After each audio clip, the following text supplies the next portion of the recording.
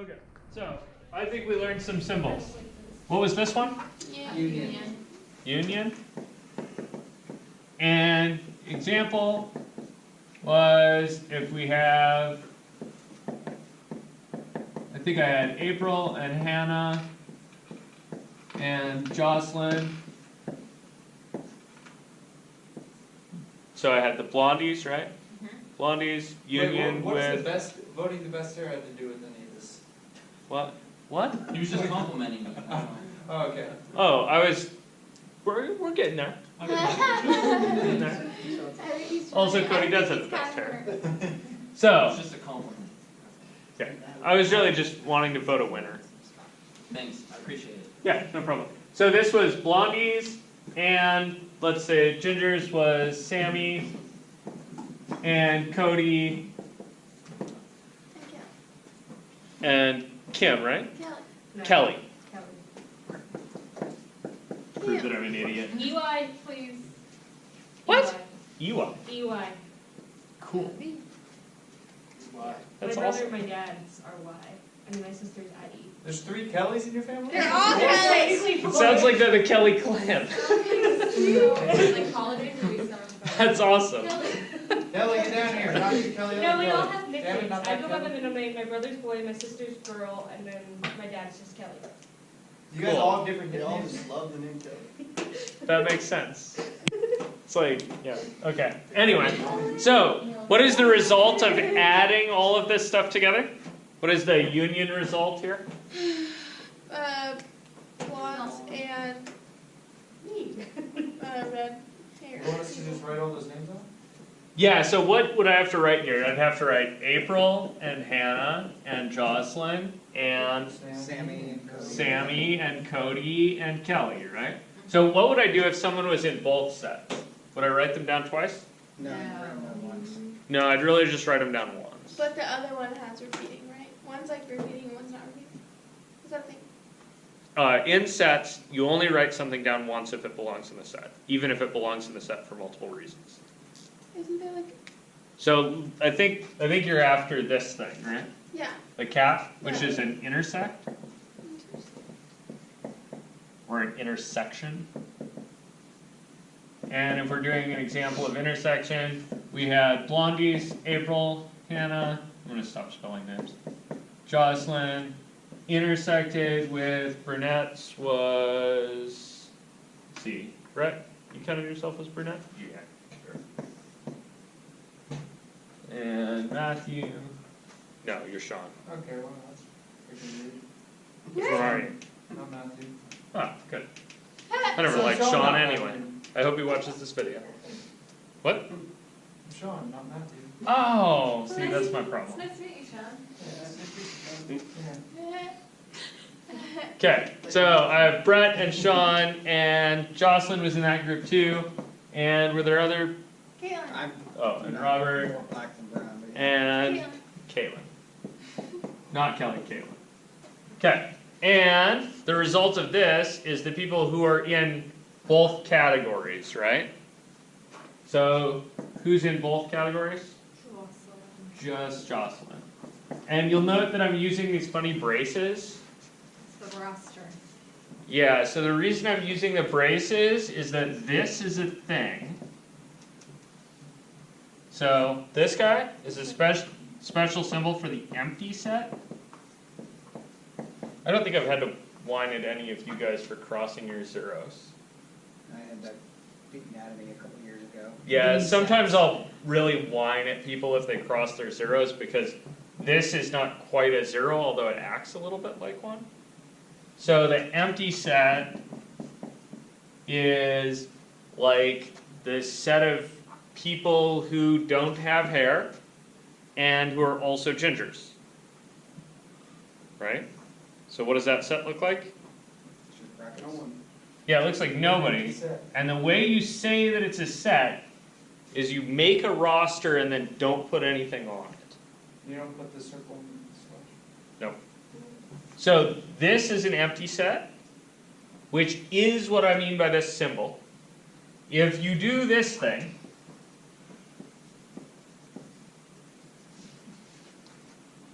it gets a little weird.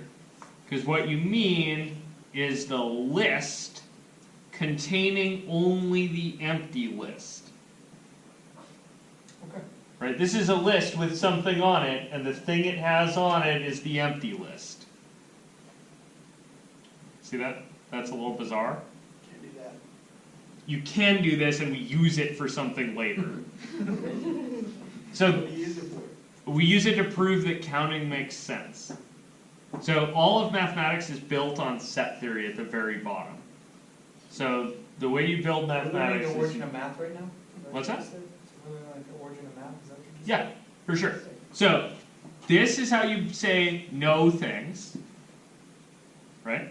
And this is how you say one thing. And then if you want to say two things, you say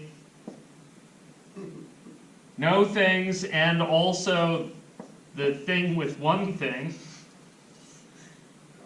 You guys see this? said? That makes two things. That looks like I should do hair. What if you just put a 2 in there?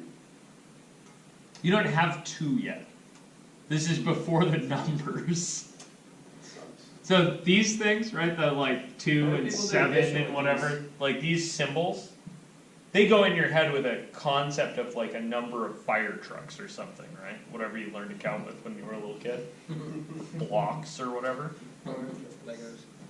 Yeah, or Legos or whatever. So that concept is tied in your head, right? It means the number of things. But mathematically it doesn't mean anything until you define it to be the cardinality of one of these things. I Okay. used little bears when I was in. Anyway, I went a ways down a rabbit hole. You can continue down that rabbit hole for a long ways. There's some cool What's the next stuff one down you there. do 3?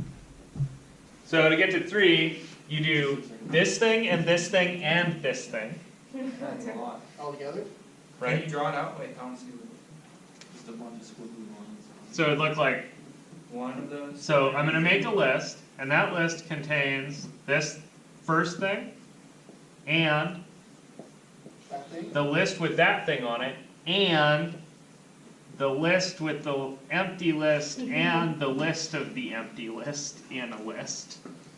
In a list. Aw, so much fun.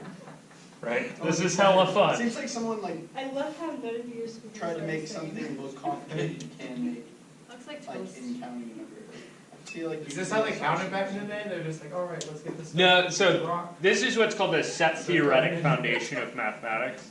So the way set theory works, the way math works in general, is you write down a set of axioms, and then you try to make statements using those axioms and logic to come up with a framework. And if you want to make counting make sense, you have to have some kind of framework to build it on. And the framework that you build it on is set theory. And so you have to build up numbers this way. But you only have to do it once. Once you've done this, then you can say, okay, there are numbers now, and I know how numbers act. Yikes. You write a thesis paper on Wait, it. what was the That's next first My number? professor that taught me this a couple of years ago at Solana, that's what his thesis paper was on set theory and the structures and how it's built. And Yeah, there's some wild stuff in there. This is a rabbit hole that goes all the way down. So wait, how did they come up with this? Like, this is easy, this is simple, yeah. Because you have to start somewhere, right? And assuming that these concepts of like 2 and 7. Yep, they could have started with dashes, like, oh, okay, there's 2 dashes, that means 2. Yeah, sure. But instead they did that? Yeah, because the tool that they were starting from was sets. Right? So they had the concept of a set. And at the beginning, the only set you can exhibit is the set with no things in it. And then you think, what if I put that in a set? And then you think, what if I put those two together in a set? What's the I feel like It's this is just something I they could came come up up with with. to. Yeah, so sets were a structuring thing. And it turns out that they're probably the right spot to start building from. But that's up for debate. You could get math other So ways. Go ahead and change that and change everything? Yeah, you could go back to the bottom and declare some different axioms and try it. And some people make like their livings doing that. By making different ways to do math instead of sets? Yeah. You might spend a while showing that that this is either the same math system we have or a different one. Some of them are different, which is cool. Some of the different ones are useful. Some of them aren't, that we know of. I don't know. There's a big broad world of math there. The things I wanted to give you in addition were unions, intersections, empty set. I wanted to give you the idea of an element. So an element is one of the things in a set.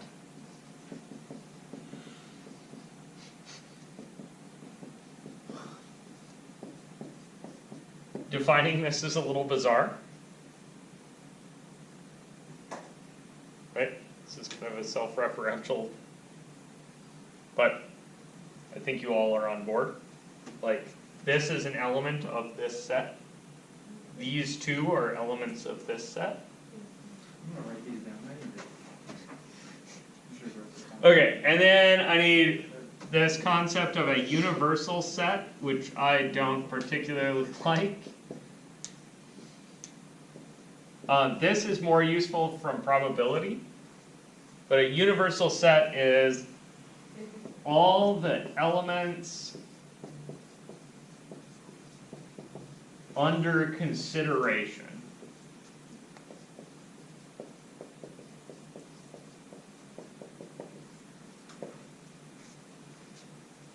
Does that make sense? Isn't that all that matters though, right? Like, isn't that the point of having a set?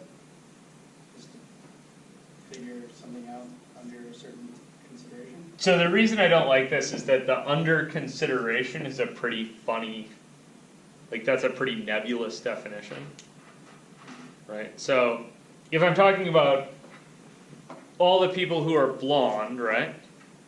Do I mean all the people anywhere who are blonde, or all the people in the classroom who are blonde, or like your universal set is pretty nebulous, and so there's multiple ways to answer that. Like if I ask, okay, who are the people we're considering? Probably in here it's the people who can hear me and stand up and down, right? So it's you guys. If I'm talking about questions about blondes in general, I might be talking about people in the United States, or people in the world, or creatures in the universe that happen to have blonde filamental extrusions out of their heads. Do they have heads? I don't, like, but it's weird, right? So this is kind of up to where you're at. We're going to use this in probability, and in probability that's going to have a slightly better definition, which is going to be like all the outcomes that are possible. Also, it's not like a universal set on this one. It's like you take kind of like everything they give you and you just like. Yeah, so this is going to be all the things that are reasonable to consider. So in this classroom, right, if we're talking about hair color still, there's kind of me, right? Bald and shiny is a hair color. I think that's actually what it says on my driver's license. And then there's all of you guys, right? Does it say shiny? That'd be funny. That's so sick. BLD. I might go bald and get my thing done just so it say shiny. Says BAL.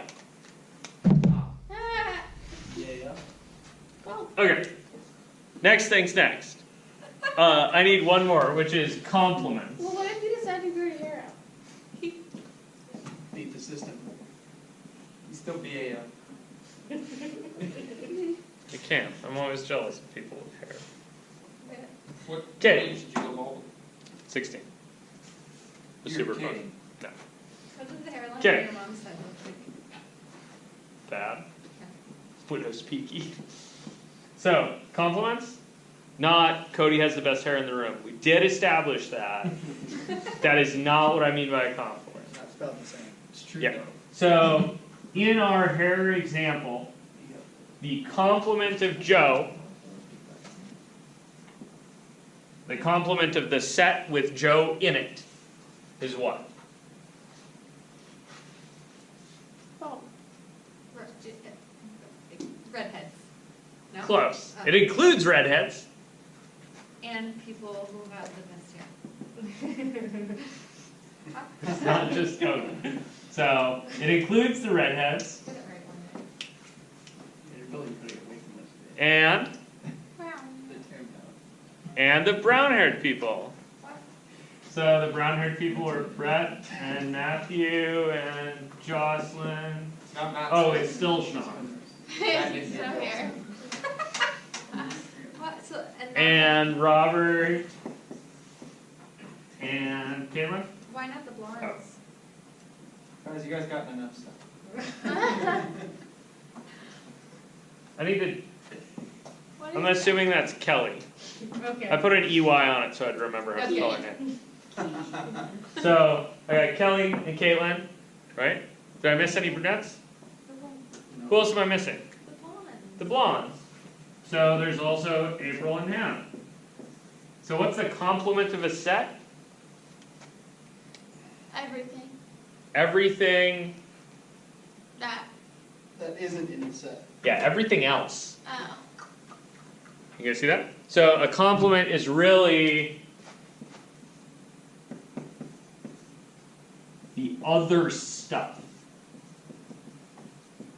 Right? And so if you're going to write a complement, you can write it with a bar across the top, Oh yeah. or you can write it as, your book uses this little funny sigh thing. I don't know why he does that, but he does. It's like a fork.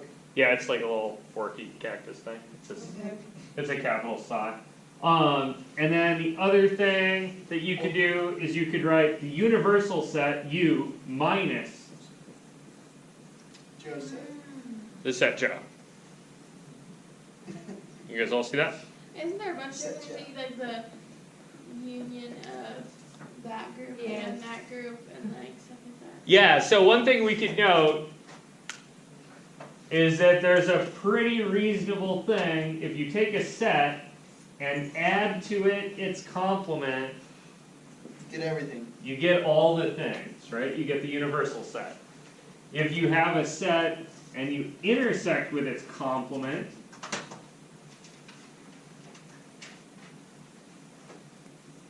It's nothing.